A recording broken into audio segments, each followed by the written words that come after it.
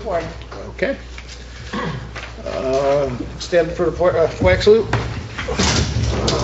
I pledge allegiance to the flag of the United States of America, and to the republic for which it stands, one nation, with liberty and justice for all. justice for all. In conformance with the Open Public Meeting Law, Public Law 1975, Chapter 231, adequate notice of this meeting setting forth the time, date, place, and purpose of this regular meeting through notice posted on the bulletin board of the municipal building, mailed to all requested and paid for same, and published in the Suburban Trends. Roll call, please. Mayor Smith. Here? Council President Bennett. Here. Councilman Bay. Here. Councilman DeLine. Here. Councilwoman Kent. Here. Councilwoman Polidori is excused. Yes. Councilwoman Riker. Here, With us this evening is our Borough Attorney Joseph Rutenberg and our Borough Administrator Kevin Boyle. Okay, thank you. Okay, before we start, I have a couple little updates. One with our CRS program. As part of the recertification process for our community rating system, CRS, for the National Flood Insurance Program, a committee of local government officials as well as local citizens provided assessment in an effort to identify and implement outreach programs. Pompton Lakes continues to maintain a Class 5 CRS rating that provides up to a 25% flood insurance premium discount for residents. The CRS program continues to grow and expands through new initiatives, communication with citizens while providing flood safety protocols. This year, due to the COVID-19 pandemic, some programs were altered. The Borough Environmental Committee introduced a campaign to take the pledge to protect waterways. Councilwoman Kent, you can talk about that in your report. The Emergency Awareness Seminar presentation can be viewed on Channel 77, and social media and outside education presentations for small groups with social distancing have been successful in reaching out and ages inappropriate messages. So I thank everybody. I thank Liz. I thank the clerk. I thank all the people in the office. A lot of time and energy go into putting this CRS together every year, and we have to do it every year, and it's a lot of work, and I think that's why some of the towns don't do it, because it's so much work. I also just would like to read my COVID update that I put out yesterday. Just give me 1 second.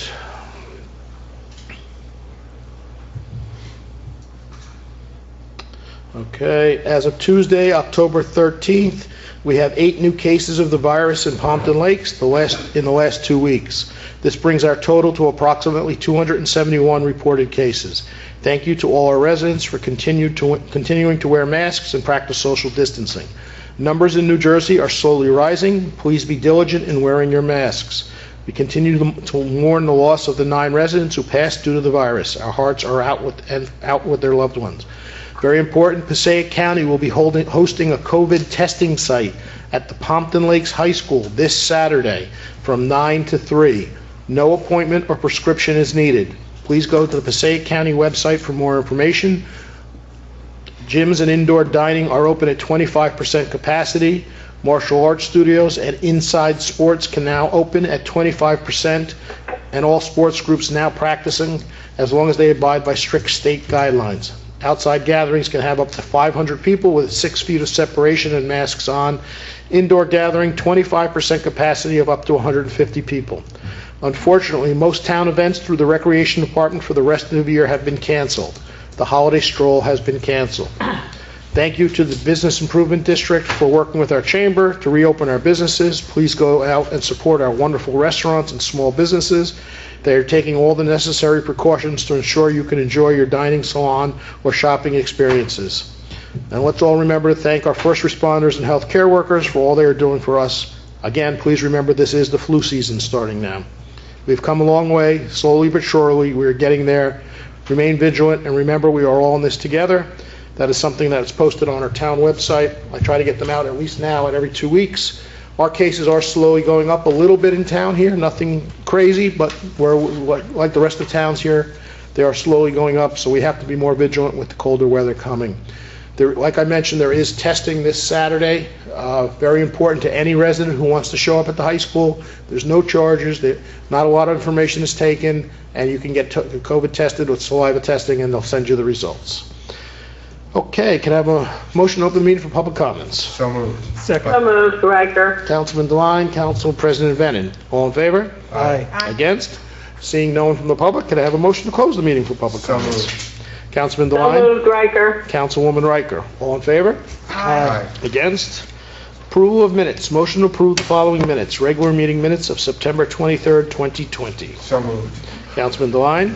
Second, Riker. Councilman Begg. All in favor? Aye. Against? We have no bills, petitions, none. Consent agenda. Anybody need anything pulled? Okay, Liz, whenever you're ready. Whereas the mayor and council of the Borough of Compton Lakes have reviewed the consent agenda consisting of various proposed resolutions, whereas the mayor and council of the Borough of Compton Lakes does not desire to remove resolutions for individual actions from that agenda. Now therefore be it resolved that the following resolutions on the consent agenda are hereby approved. Resolution 20-192 through 20-207. Motion to approve the resolutions. So moved. Councilman Begg. Councilman Second, Deline. Riker. Councilman Deline. You're always a second behind there, Terry, so. Well, You just don't get me. I get a 3-second delay, Mike. maybe. All in favor? Aye. Against? Aye. Okay, resolutions for separate action. Okay, resolution 20-194, ratifying collective bargaining agreement with the PBA Local 191 for the term January 1st, 2020 through December 31st, 2023, and authorizing the mayor and clerk to execute the agreement. Okay, this is a contractual agreement with our police department. You know, our police department has worked very hard, especially in the last 6 months with this COVID. I wish I could give them everything they're asking, but unfortunately that can't happen. We have to be responsible for our taxpayers. But we did reach an agreement with them, and that's good for everybody. So can I have a roll call vote? Any discussion? If you want, let me just explain. Sure, okay. Because it's public information. We began negotiations on this contract in December of 2019, hard to believe. And we just wrapped them up in September, and we're formally ratifying the contract tonight. Relative to the contract, there were a couple of changes made that were important to the borough going forward economically. One is we negotiated away the terminal leave provision, which is when an individual is ready to retire. There's a 90-day payout provision. That has now been negotiated out, which is a benefit to the borough economically going forward. We also had made changes to the medical portion of the contract, where now, once you are a retiree, you have to contribute premiums to what you pay now. So whatever your premium is now, as most people retire, and it's free. But now it's going to require that you pay the contribution you pay now to your payroll deduction going forward toward medical insurance. And lastly, we adjusted the issue of life insurance, which is a $15,000 policy. The borough provides every employee. Some towns don't provide anything like this. It's a nice perk for the employee. And we've now capped it that you only can receive this during your time of employment here with the borough of Pompton Lakes. Once you retire, that benefit goes away. Right now, the benefit is lifetime. So again, those savings to the borough. And the most important, of course, is we negotiate salary dollars. 2020, retro back to the first year, was a 2% raise. 2021 is a 2% raise. 2022 is a 2% raise. And 2023 is a 1.75% raise. Again, it was a very good negotiations. It was fair for both parties in the end, and we now move forward. And now we have a few years left about negotiating contracts. The blue collar, white collar run 5 years from last year. This runs 3 or 4, so we have a few years of non-union issues in terms of contracts, which are always good to have. And I should like to thank the committees for meeting together. We've met a couple times, and it was tough at one point. At one point, it almost didn't look like it would be settled, and would unfortunately go to arbitration. So I thank both sides for being able to work that out. Roll call, please. We need a motion. Oh, motion, please. Motion, Riker. Councilwoman Riker. All in favor? Aye. Against? Roll call, please. Councilwoman Riker. Yes. Councilman Bennett. Yes. Councilman Begg. Yes. Councilman Deline. Yes. Councilwoman Kent. Yes. And resolution 2022, an ordinance amending Chapter 7 of the Municipal Code. I got 2204, is that what you got? Yep, Yes. 22. Oh, I'm sorry. I'm reading the ordinance, I apologize. Resolution 20-204, authorizing and directing the planning board to investigate certain locations in the borough as areas in need of redevelopment. Block 6300, lot 28. Okay, this is just to, the redevelopment board has been working very hard on a large project, and I think Councilwoman Riker will speak about that in her report. We're to the final stages, and we need a little piece of property to be investigated to put into the redevelopment zone. So to do that, it has to be sent to the planning board for their approval to make that happen. Any concerns, questions? Okay, motion, please. So moved. Councilman Devine, Second. Second, Riker. Councilman Bennett, roll call, please. Councilman Dewan. Yes. Councilwoman Riker. Yes. Councilman Bennett. Yes. Councilman Day. Yes. Councilwoman Kent. Yes. Okay, whenever you're ready for introduction of ordinances, first reading. Now the ordinance. Yep. 20-22, an ordinance amending Chapter 7 of the Municipal Code of the Borough of Compton Lakes and establishing a parking limitation on Lincoln Ave. Motion to approve ordinance 20-22 for introduction. So moved. Council President Bennett, Second. Councilman Begg, all in favor? Roll call, I'm sorry, roll call. Councilwoman Riker. Yes. Councilman Bennett. Yes. Councilman Day. Yes. Councilman Dewan. Yes. Councilwoman Kent. Yes. Okay. Ordinance 20-23, an ordinance authorizing the sale of certain property owned by the Borough of Compton Lakes, Passaic County, New Jersey, not required for public purposes pursuant to NJSA 40A-1213, Block 10-100, Lot 10 Craig Place. Okay, can I have a motion to approve ordinance number 20-23? For introduction, can I have a motion? So moved. Second, Riker. Councilman DeWine, Councilwoman Riker, roll call, please. Councilwoman Riker. Yes. Councilman Bennett.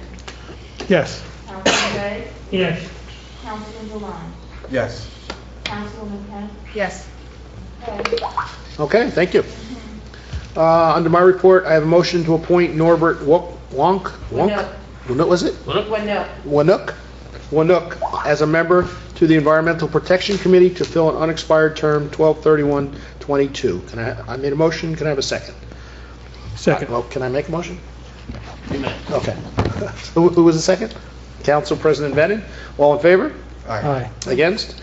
Motion to appoint Michael Fasolato as a District 2 Representative, Open Space Committee to fill an unexpired term 20/31/20.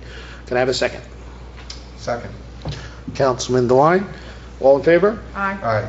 Against? Okay. Quickly under my report, I did report a lot about it.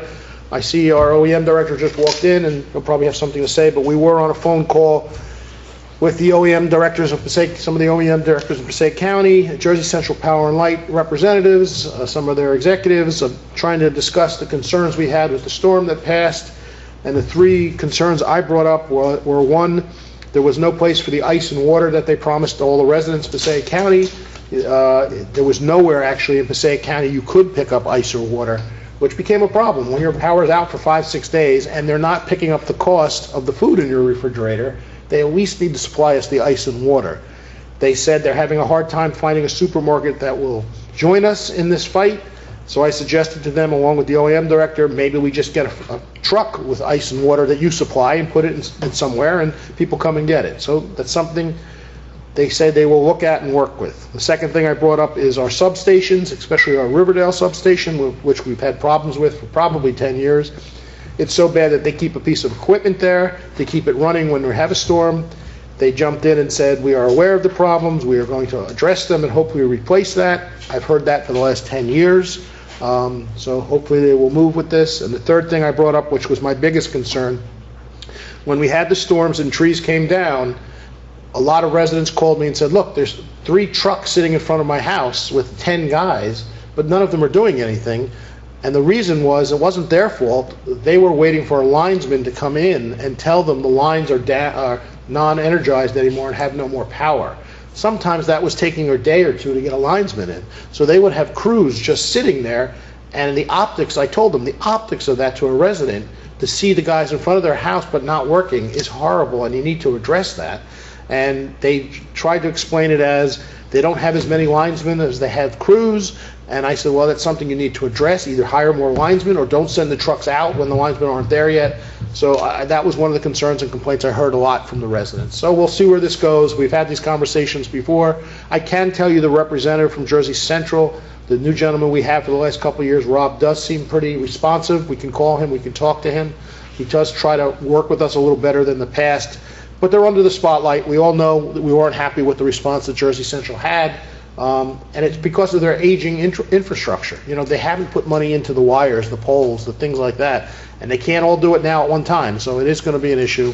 We'll stay on top of it. That's part of what we're going to try to do. I mentioned the COVID testing in the high school. Please take advantage of that. They travel around the county. We have it this Saturday. Voting-wise, look, there's a lot of concerns with voting right now, and things are happening one way or the other. I can tell you, I do have numbers from the county.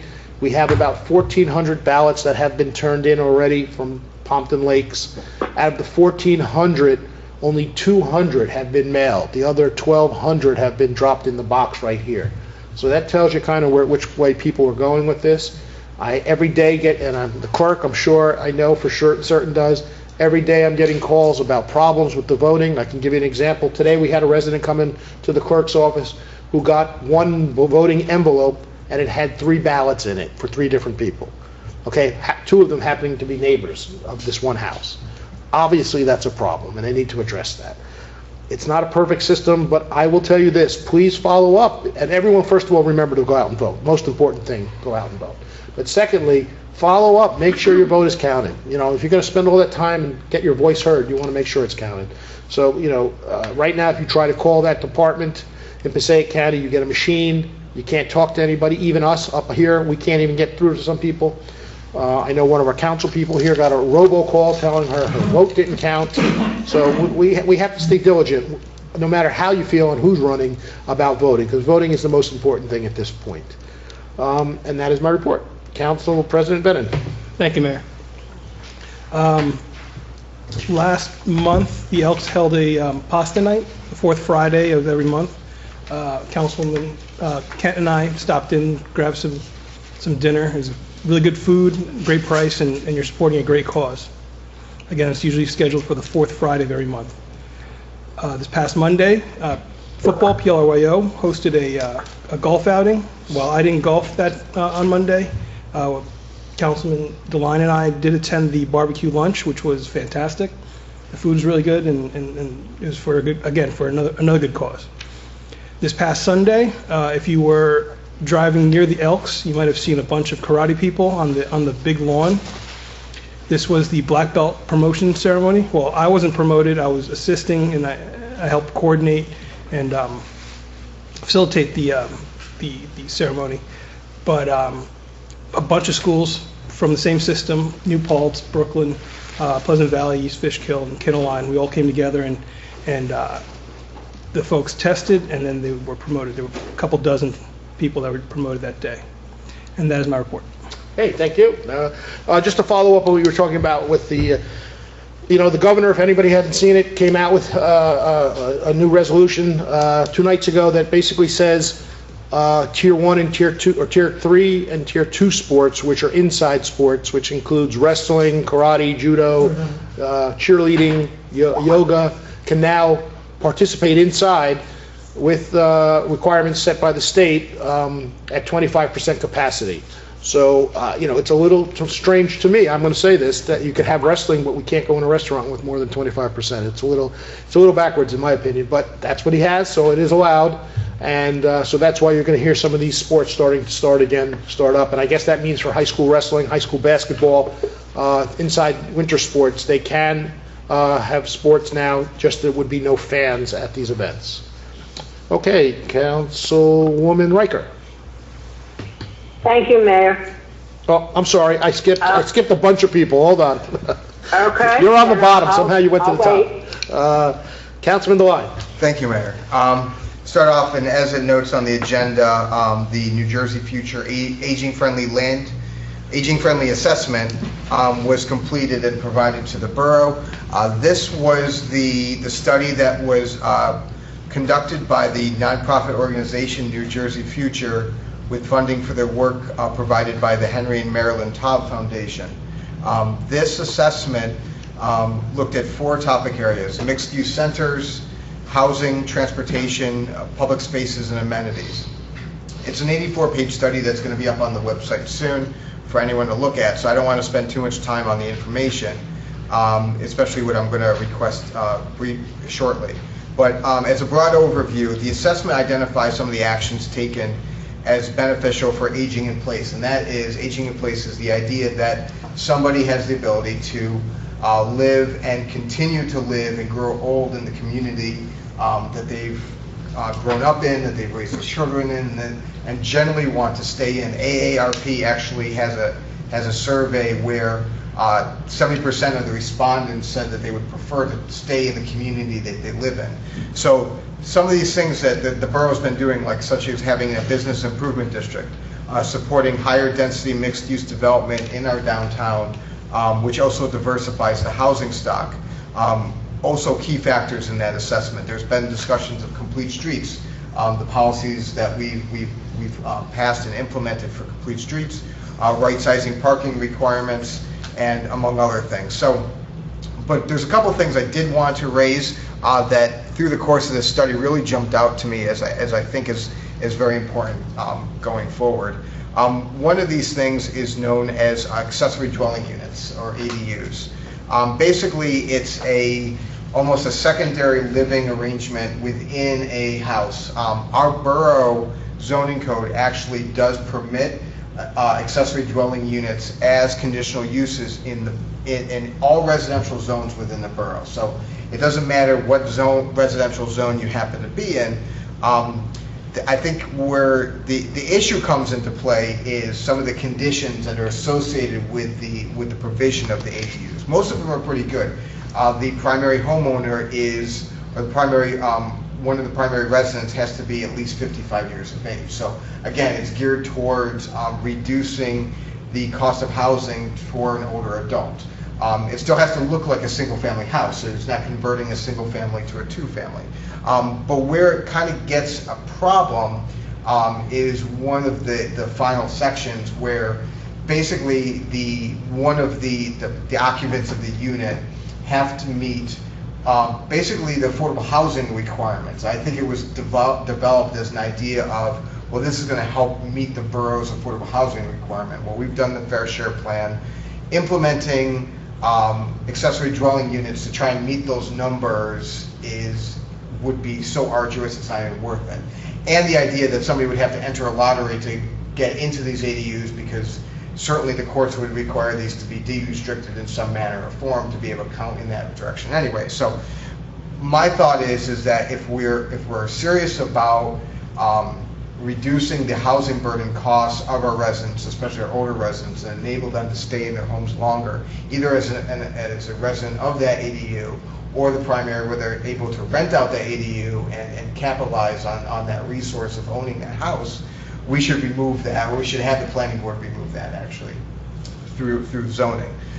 So I think that was something that really jumped out to me. We talk about stabilizing our taxes, that we're not going to reduce our taxes. Well, the other side of that ledger is improving the revenue side of our residents, where they can again capitalize on the ownership of their home. Well, the only problem we have with that is we can't have subletting of rooms in people's homes. I understand that, but it turns into that sometimes. Well, that brings it to another point that they talked about is a concept of home sharing.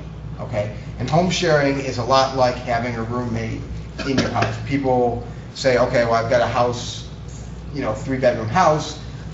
Maybe I'm going to rent this out to someone I know or don't know. But home sharing is the same concept, except it's a little more of a formal program, where rather than just putting an ad out on Facebook or the paper or something like that saying I'm looking for a roommate, it's a program where they actually go through a coordinator who will pre-clear these people But who's background going to check. enforce that? That's the Well, problem. that was one of the things that's available through the Todd Foundation, at least on a temporary basis, would be either, some people have used this as a senior housing advocate or something like that, but there might be resources to bring on somebody for a short-term period to try and implement a home sharing program to see if there's any interest. If there's not, then there's not. But if I'll be honest, I get a lot of calls from residents concerned that the house next to them has 10 people living in it. Well, it's completely different. So both things, home sharing and the accessory dwelling unit, okay? The requirement has been and is and will and should always be that the owner of the property at least is the occupant. So you don't have someone that's the landlord. There's not a landlord arrangement. It's somebody that's living on the property as well. Yeah, but he could rent out 10 rooms if he wants. Well, no, because again, it still has, there's steps that you have to go through, and that's why somebody that would actually be coordinating this information Right, that's an would actually be worthwhile. So a lot of it's enforcement, a lot of it's doing the right thing, but again, we already permit ADUs. It's just a matter of changing those arrangements to actually make them a little bit more feasible for older residents. And the first part, and I'd have to go to the attorney, I have no problem if we'd have to look at the COA obligation and see how that affects anything or changes anything. I don't know if it does or doesn't. That I have no problem with.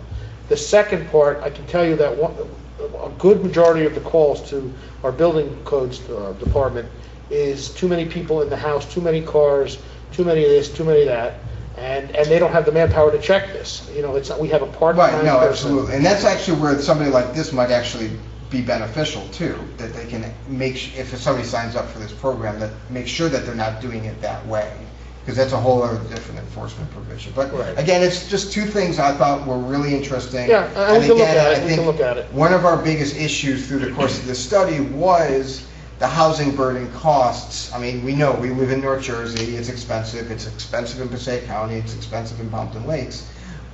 This again is a way to help ease that housing burden cost. So I think one of our ordinances reads, if I'm correct, it says that you can rent out the room to a family member, but then again, it's checking how they're related and who's going to do all that checking. Right, there might be some of that too, but the accessory dwelling unit, you don't have to be related to each other, but again, there's a whole bunch of different. All right, so we'll have to talk more about that. But again, really going on, in any case, the report's going to be placed on the website. There's a lot of good information. It's a good read.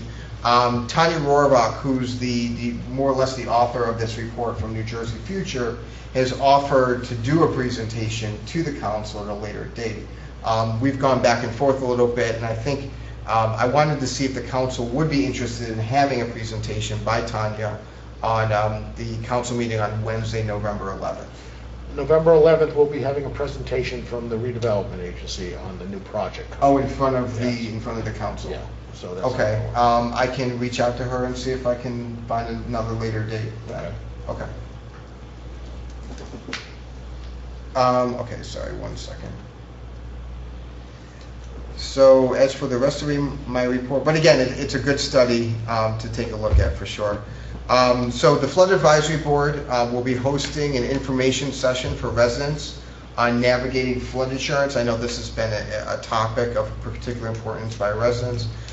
In this presentation, the topics will include private versus national flood insurance program backed flood insurance policies, mitigation strategies to lower insurance, elevation certificates and insurance.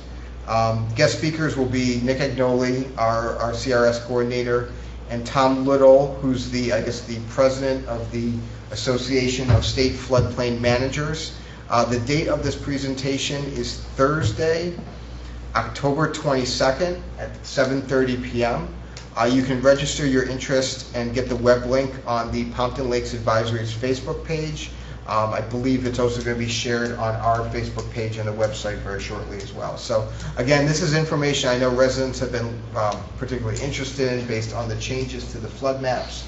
So I definitely recommend that people attend this. And again, it's virtual, so they can sit in their house. They don't have to go anywhere. I believe we'll also be recording it, so if we don't, if people have to miss it, we'll put it on, we could probably try and figure out how to get on channel 77, but at least have a link to the presentation itself. A couple weeks ago, the Stormwater Management Committee reset the rain garden at Hurstfield Park. There's a little bit more to do with some coordination of stone, but it had been disrupted a little bit. But a couple members of the Stormwater Committee that, spent some time on a Saturday to do that. One more thing, I wanted to thank Lauren Vennon, who conducted guided hikes of the trail system for the Daisy, Brownie, and Junior Girl Scouts last Saturday. Those actually were separate hikes, so Lauren spent a considerable amount of time guiding some of the Girl Scouts through the woods. My daughter, who's now a junior Girl Scouts, because the end of her second year Brownies got kind of washed away, but she got to learn a lot about the natural environment and again, stormwater management and water resources and things like that. So she was pretty excited having been able to walk, do that hike. And that leads to a larger point. Things, despite the increasing cases, and as the mayor pointed out, a couple more things are opening up. Things are starting to get back to normal again. My daughters are playing field hockey and soccer. They're in school, and it sounds like actually the school district announced a couple weeks ago they're actually going to be adding a 5th day for the morning. So because people are doing the right thing, we're able to do more things. And so I just want to remind people that even as things get back to normal, continuing to do the right thing, wearing masks, being diligent, social distance, really kind of do the things that have gotten us to the point that we're at. So I just want to, again, just stress that more and more. And then finally, I just wanted to give my condolences to Mike Simone and his family for the passing of his brother Phil. Again, if you're watching at home, Mike is a former councilman. He's been a long-time volunteer firefighter, and he's the president of the planning board. So I got to work with Mike for a brief time period on the council as well. So that's my report, Mayor. Thank you. You reminded me of something that I forgot to mention that'll go into your report. We did have a Zoom meeting with Joe Scoopy, our attorney, our administrator, and Nick Agnoli about flooding and the issues that we talked about with the DEP and the FEMA. And again, Joe has reminded us that the DEP is on our side and basically saying we kind of agree with what Joe's modeling, that it is not right in FEMA. But after DEP reached out to FEMA, FEMA has kind of said, we're not going to accept that, and we don't want to listen to the fact that that might be wrong. So we're going to push it up the channels a little bit, and I'm going to be reaching out to some politicians, some congresspeople, and see if we can get some contact with FEMA to try to straighten this all out, because we do have someone who's two people that are very well known in the flood industry saying the modeling is wrong here in Pompton Lakes. And, the fact that they won't listen to that is concerning, and it's costing our residents money, and more importantly, it's not costing them money, it's costing them no ability to work on their properties in any shape or form. They can't add a pool or fence or doghouse or any of this stuff. So it is a fight. We are continuing the fight. We are with other towns now in doing this, so hopefully we can get somewhere with that. Okay, Councilwoman Kent. Okay, good evening, everyone. So I'm just going to read you the recreation report. Karen Murphy always sends me information on what the rec groups are doing, and they're really anxious to get back to, I guess, normal, as Councilman DeLine mentioned. But right now, they're providing a virtual fitness class. It started yesterday, so I guess it started Monday. And we had 613 views, and 1,121 views reached after one day. So it's a real popular Zoom activity. The classes will be posted on Mondays and Fridays until November 20th. And there are 2 classes a week, and you view it and exercise based on your skill and your schedule. So it's really a wonderful thing that we offer. And kudos to the Rec Commission. They're really trying to keep things going as far as activities. They also wanted to know if the holiday, I guess the decorating contest is going to be on. I don't know if that's been discussed yet. Well, the bid will be doing a scarecrow contest, and that's where we are right now. We haven't done we're not up to holiday yet. Okay. We're taking it a month at a time. Well, they're ready to go. So, all right, you can let me know. The flu clinic The last clinic that we're going to have is for October 19th. It sounds like it's going very well. People are getting their flu shot. I recommend you get your flu shot. And no problem so far. Just please call ahead and get an appointment. I also attended the Environmental Protection Committee meeting last Thursday, and we have the new Take the Pledge form, which kind of, for the TV viewers, kind of looks like this. And we're asking everyone, and it doesn't even have to be people in town, it could be anybody, you know, grandma, grandpa, whoever, to take a pledge that you're not going to contaminate or you're going to pollute the environment that you're in. It's a wonderful little thing to do. This program, and I worked with our clerk regarding this whole thing on how we're going to actually present this and put it out there. And Nick Agnotti, who was our CRS engineer on this, said that we've gotten already amazing compliments on giving a program that had to be pulled because of COVID. It now has a very unique strategy that's never been done before. So we once again are ahead of the curve and at the forefront of doing something very unique for the community and for the environment of the community and for flooding. And I think it was quoted that, you know, individual actions make a difference, and poor actions have negative consequences. So we're again making very positive actions and making positive consequences for the flooding in this community, and of course the rates that you have to pay for your insurance. So it all ties together. With that, I was privileged to go to Girl Scout troop.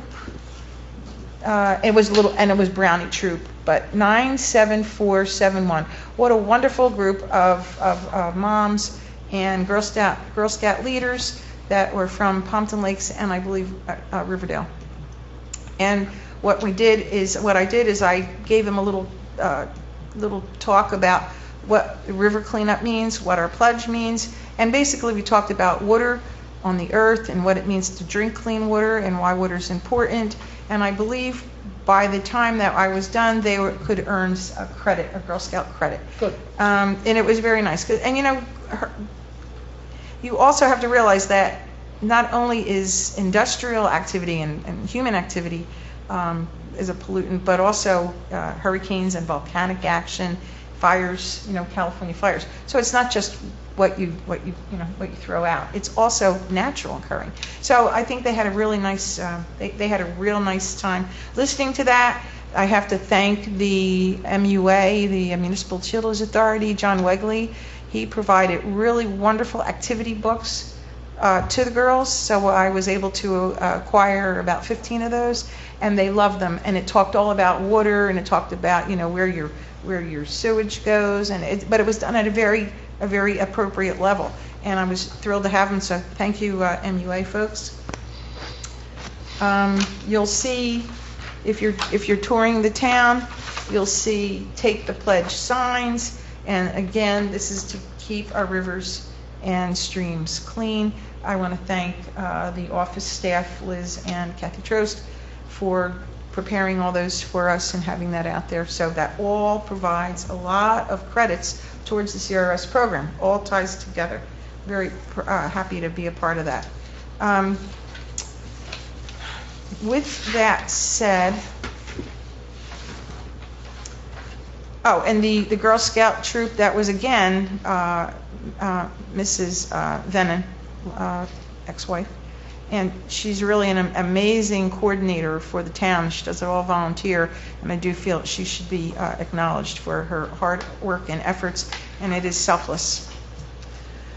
The other request that I have is the New Jersey, and I can talk about this now since I'm retired. The New Jersey Department of Environmental Protection every year offers a Governor's Excellence Award program. And what it does, it allows towns, municipalities, groups to submit an application for, let me just see if I can read this really quickly, for premier award programs, and you'll be recognized for outstanding environmental performances and projects. Okay, these awards are recognized for individuals, businesses, institutions, organizations, youth. So there's a whole bunch of people that can apply for this. I would like to ask our mayor and council to apply for this award to submit on behalf of the Flood Advisory Board. I believe the Flood Advisory Board and it has done an outstanding job over many, many years, providing information about flooding, about insurance, about, how do you handle a flood? El Evangelist is always out there, giving information out about, how do you protect yourself? What do you do when you have a flood? We do stormwater, we do lake restoration. That board covers a variety of items that really impact this town. And so I would like to submit this. The deadline. So how do you submit it? Does someone have to do something? Yeah, we have to, yes, it would probably be Kevin, our administrator, and he would have to apply to this, there's an application online. But is there something you have to write? It's due by October 23rd. I can give this to you. Or is it something that has to be written up, like, Yeah, 'cause I think like- the words that you just used, and I agree 100%, the Flood Advisory Board deserves this, 100%. But someone should word that who knows what they're talking about. It could be Councilman DeLine or you, and then pass it on to our administrator, to who he could file it. Because Okay. you guys would know better exactly what they're doing than I think than our administrator would. Okay, I think the three of us would probably be best. Yeah, if you put, like, I'm sure they're asking for a paragraph or an essay or something. It's due, unfortunately, it's due October 23rd, and we just got it in I just really kind of seen it, and I said, yeah, I said, it's something that I really feel that they are owed. And I agree, so let's get it together, let's work, Okay. get a paragraph in, and then we'll give it to Kevin, and you can apply for it on the site. Very good, okay, thank you. All right, so we'll work on this, get this in as soon as possible. And my last comment is JCP&L. Thank you very much for working with JCP&L. That is one thing that, I had no electric for 5 days, and, you can't function anymore. We are Well, in a one of their new comments world. that got me upset was, we are responsible for getting all the power back up in 5 days, which we think was a great thing to do. And I said to the residents who were in the 5th day, it wasn't such a great thing. No, no, and they this was all addressed, way back, and they've done nothing. And I really, to hear that there's a maintenance issue at the Riverdale generating station, and it's, and it is just ridiculous. They should have fixed that 10 years ago. So I want to thank you. I want to stay on top of this, because it's important to everyone in this community. And the last thing I wanted to also say, the pasta dinner at the Elks was excellent. I just want to go back there and eat, again. So I can't wait to the end of the month to do that again. I think they have one Friday, I think. I believe it's the last Friday of the I think month. one's coming Yeah. up, I just saw something about it. I don't know who they have to cook, but I got to find out. 'Cause I Rob gotta get Walker there. helps cook there. It's wonderful, and we appreciated it, and it's a very good organization in town. I support them. Thank you. You have a motion, actually. Oh, you have a motion. Oh, I'm sorry. I haven't done that yet. You see it under your name. Under council committee reports, you see Councilwoman Kent, Yeah. and then you'll I see. don't have my glasses on. Looking here. Make a No, motion. your signature. Where is it? Where it's right under your name. Motion to approve. Where's mine? All right. Oh, I'm sorry. Okay. Left my other glasses. You want me to read it, or you're? No, I'll struggle. Okay. Motion to approve the request for closure of Sunset Road for a block party scheduled for Saturday, October 17th, 2020, 12 o'clock p.m. to 8 p.m. Barricades to be removed at dusk, police, fire, and first aid to be notified. Can I have a second? Second. Councilman DeLine, all in favor? Aye. Against? Okay, thank you. Thank you. Councilwoman Riker. Thank you, Mayor. Before I start the few points I have on my report, I just want to acknowledge that I very much would like to have the opportunity to have the representative from Aging Friendly come before the council The report I had mentioned that at the last meeting was very comprehensive, but I assume she has an expertise, especially in dealing with some of the things that Councilman DeLine mentioned in his report. And I realize the November meeting won't be an opportune time for her, but I hope that we'll be able to schedule her in the not too distant future. As far as my report goes, as the mayor mentioned earlier, the redevelopment agency has been very, very active. We've had a series of special meetings dealing primarily with the Meridia project, which will be somewhat transformational to the town of Pompton Lakes. It's still in the planning processes, but because we've been given so much information, that information has been posted on the borough website, and as the council knows, I sent you a handy link to access it. So just at your leisure, please just take a look at some of the architecturals and so you familiarize yourself with how the project has evolved. I want to thank the members of the Personnel Committee. They're often referred to as the Finance Committee, but it's really the Finance and Personnel.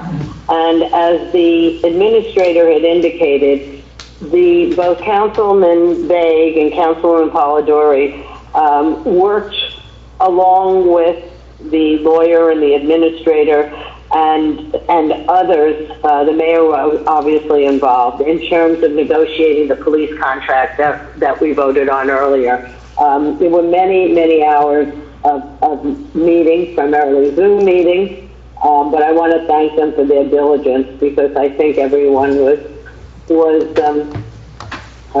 pleased with the end result that we ultimately were not finding ourselves going to interest-based arbitration. The couple of other quick things. This is Breast Cancer Awareness Month, and there's a program through the Chilton Hospital called Paint the Town Pink. And normally you have many restaurants participating and other businesses, but I just want to indicate that even during these times, the Wendy's in town is participating in the Paint the Town Pink. And a portion of the proceeds is going to the breast center, as well as our police department has been listed as selling for $5 Paint the Town Pink patches. So I just want to acknowledge that it is Breast Cancer Awareness Month, and even during these times, we have found a way in Pompton Lakes to continue to participate. As many of you know, for years I have been on the dais, and I guess now on the phone, passionate about children wearing bike helmets. I know recently we received a batch of coupons for the police officers to give to the students on bicycles, in terms of with the ones who are wearing helmets, saying kudos, good job, and giving them a coupon for either Wendy's or the ice cream station for free ice cream. I reached out to the chief just to find out whether he needs a new batch, but a number of people have reached out to me and indicated that they feel that helmet wearing is somewhat lax. I don't know if there's something we can do through the Board of Ed to ask them to remind the students. But this is the kind of town, especially with our hybrid classes, this is the kind of town that many students are riding their bikes to school and around town. If we could reach out to them and perhaps, Liz, if you don't mind, would you just check with the chief to make sure he has adequate number of coupons, and if not, if those businesses will continue to support the effort, because it's really critical, especially as the days get shorter, that the kids are wearing their helmets. Okay, she will. Okay, thank you. The other couple of quick things, I got an email from Val Call, which many of you might have gotten, and Val works for the bid, reminding people about the Scarecrow contest. It is this Saturday at the library from noon to 3. Any homemade scarecrows, there are specifications. I don't think they could be taller than 5 feet, and there are a few other specifications. You're encouraged to bring them to the library front lawn. And reminder that tomorrow is the last day that you can register with the census. And the website for that, we've been saying this for several meetings, is 2020census.gov. If for some reason you haven't done it, it's very, very fast. And it is really critical in terms of much of the funding we get from the federal government for programs in the community. And the last thing, I just want to extend my condolences to Mike Simone and his family. In addition to all the things that were mentioned about Mike, when he served on council, was a very passionate and active member of the Finance and Personnel Committee, and our sympathies go out to his family. And Mayor, that's my report. Thank you. Yes, that's good information about the census. Let's remember tomorrow's the last day. We need everybody to fill out the census because it affects everybody in the state if we don't get enough numbers out there. So it's a very good point that let's remember. If you haven't done it, please do it. Councilman Begg. Thank you. I received the Pumpkin Lakes Police Department report for the month of September 2020 from Chief Derek Clark. There were 2,195 calls for service for the month of September. There were 598 motor vehicle stops, 369 summonses issued, 18 motor vehicle accidents investigated, 47 ambulance requests, 2 DWI arrests, 23 alarm conditions burglary, 5 alarm conditions fire, no burglaries, 5 thefts, no sexual assaults, and no aggravated assaults, and 11 domestic violence. The Detective Bureau investigated 15 complaints and did 14 background checks. I attended the Pumpkin Lakes Board of Education meeting on October 6th.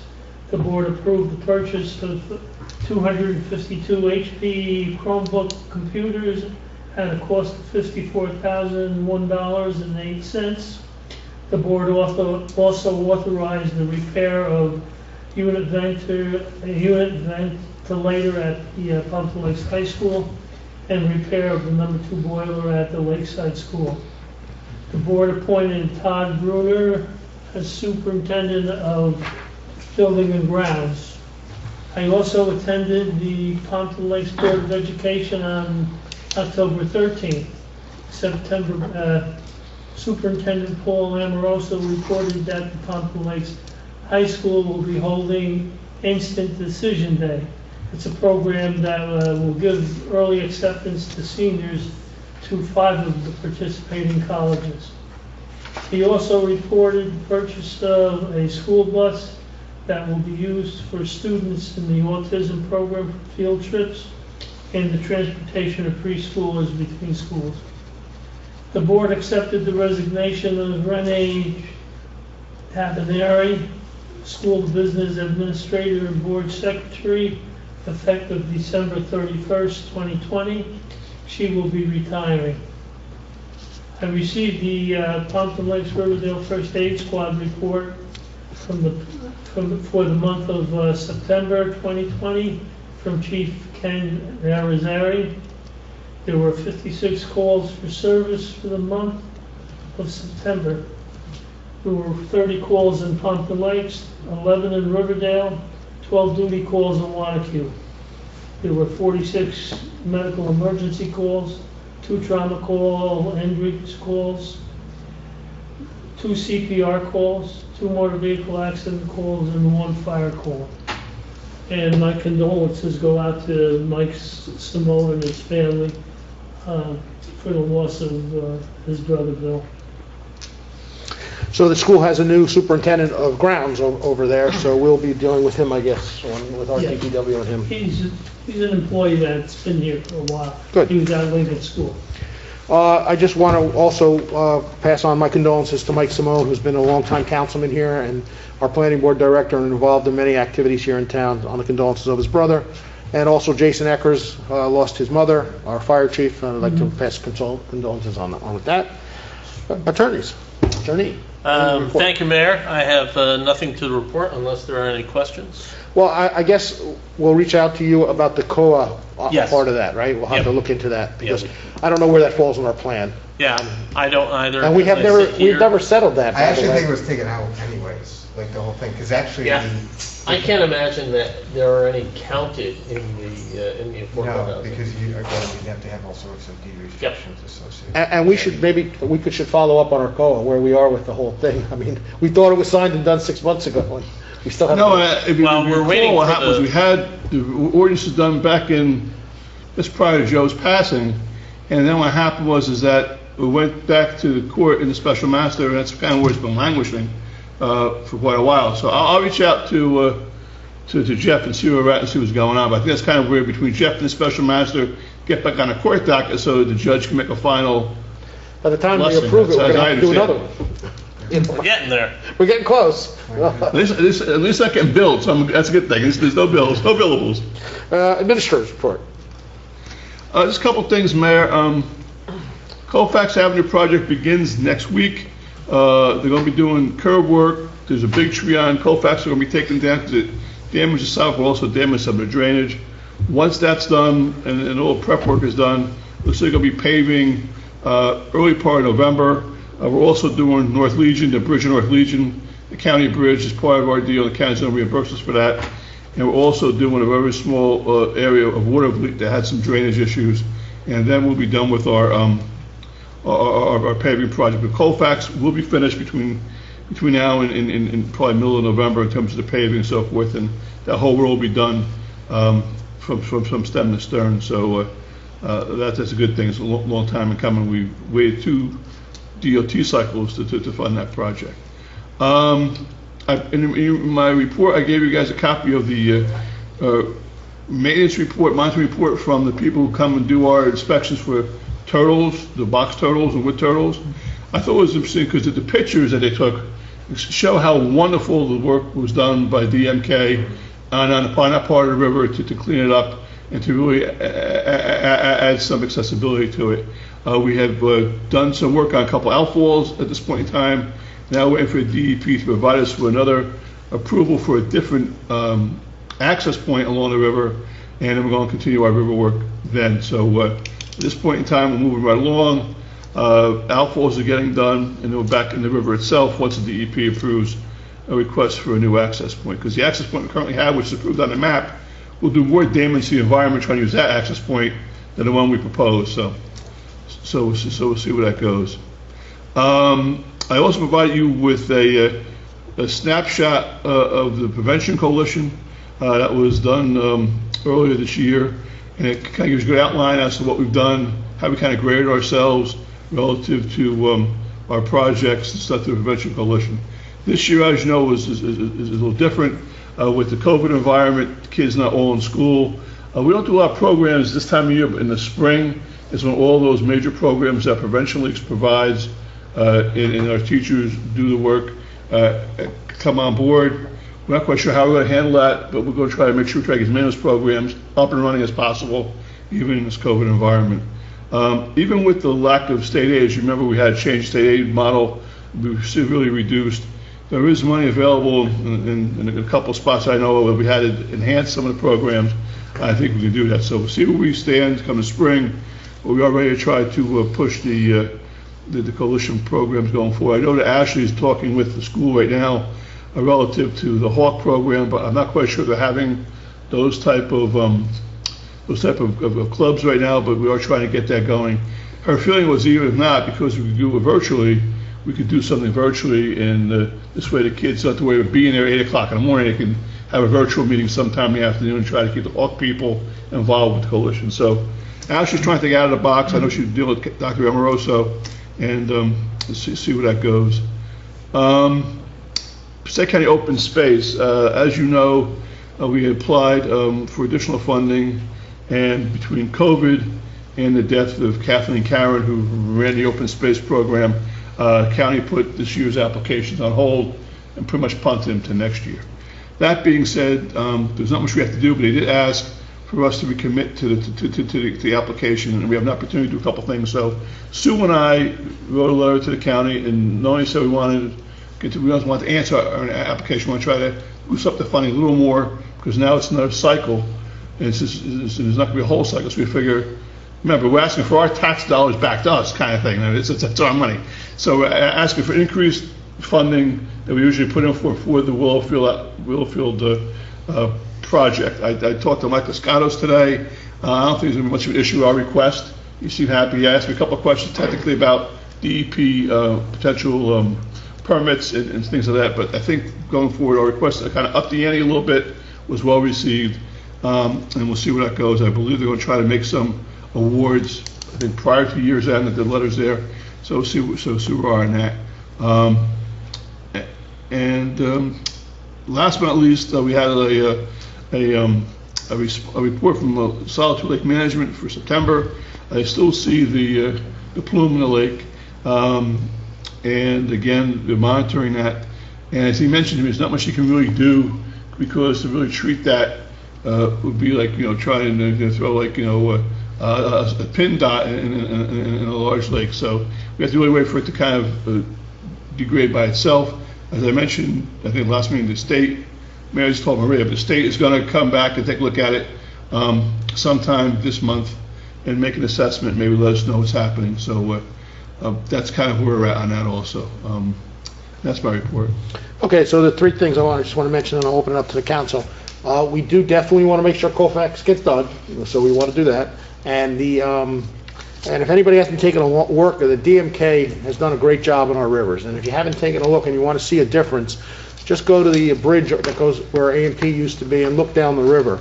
It's a completely different river right now when you look at it over there.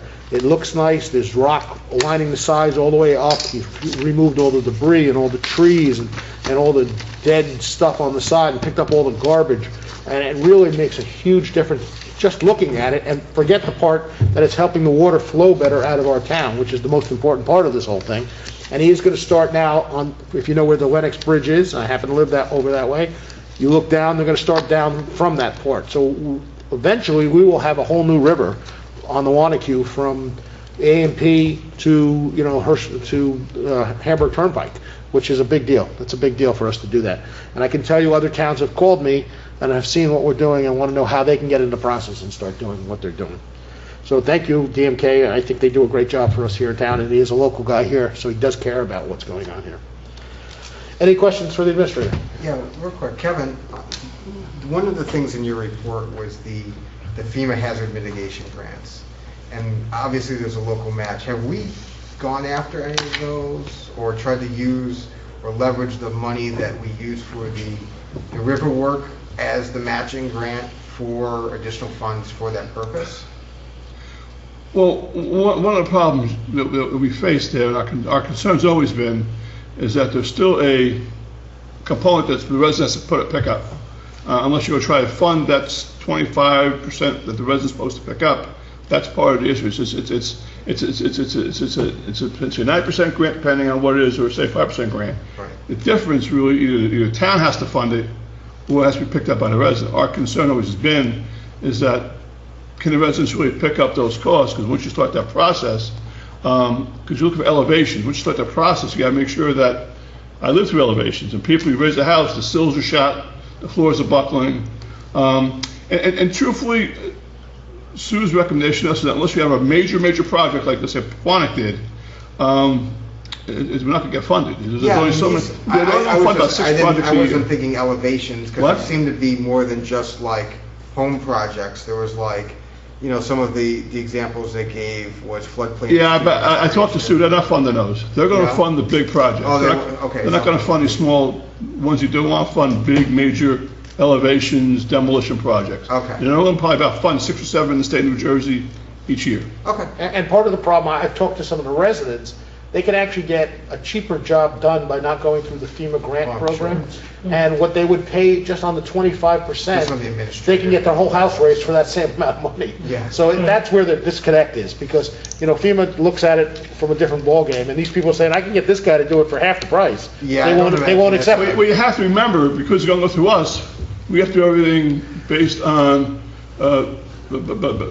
state law, which means Right. everything has to be, Prevailing wage pri- and pri- all price that union stuff. prices. So Yeah. you're not getting Joe Blow contractor, you're getting somebody that's going to give you prevailing wage prices, which will be more expensive. Yep. Any other questions? Okay, can I have a motion to open the meeting for public comments? So moved. Councilman Devine. Councilwoman Riker. All in favor? Aye. Against? Anyone from the public like to address? I see no one? I see no one? Is that what I'm seeing? Okay. Motion to close the meeting for public comments. So moved. Councilman Devine, Council President Bennett. All in favor? Aye. Against? Aye. Privilege of the floor? Anybody have privilege of the floor? Real quick. Yep. It's October 14th, we're 20 days from the election. We're getting into what's commonly referred to as the silly season. I'm seeing things on Facebook about my sign was taken off of my lawn, this and that. One of the things I always like to say before these elections is that, again, the election's over in 20 days. Each party has their candidates, their opponents for this time period. But when November 4th hits, we have to go back to being neighbors and a community again and kind of put all that to the side. So, basically leave people's stuff alone. Don't take their signs. Don't mess around. Somebody taking a sign or something else is not indicative of that person's party or anything like that. It could be kids. It could just be somebody that just is making bad decisions. It's inexcusable in any respect. So don't take your people's signs. Don't freak out about particular signs. It's an individual action. Again, 20 more days to go, but then let's get back to being a community in Pompton Lakes. Well said. Anybody else? I just have real quick, I've been getting, and I'm sure that Liz has been getting them too, about Halloween. Halloween is not a state holiday, so the town really has no say on how Halloween proceeds. I will tell you the state has put out some guidelines. If you'd like to see them, they've been floating around social media. If you'd like to follow them, I would suggest, though, if you are going to give out candy, that probably wear a mask is a smart move. And it's an individual decision. So I know residents are reaching out asking, what is the town doing for Halloween? We are doing nothing for Halloween. If you'd like to come to my house, I'll give you some candy, but that's about all we're doing. So, can I have a motion to adjourn? So moved. Second. Councilman Devine, Council Bennett, Council President, thank you. Thank you, everyone. Good night. Thank you. Good night. Good night, Tara. Good night. Thank you, Kevin. Good night. Have a Take care.